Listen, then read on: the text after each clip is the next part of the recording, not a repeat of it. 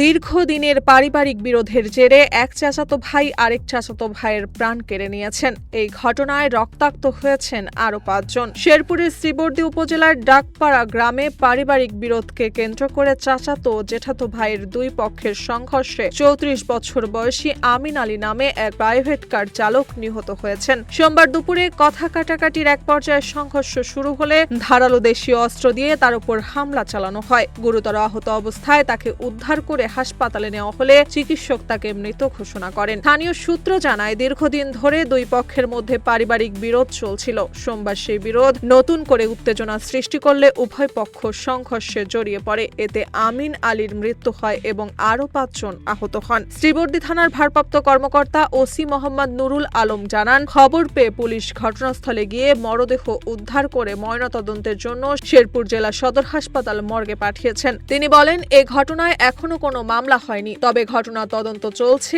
এবং জড়িতদের বিরুদ্ধে আইনগত ব্যবস্থা নেওয়া হবে। পুলিশ পুরো ঘটনার বিস্তারিত খতিয়ে দেখছেন।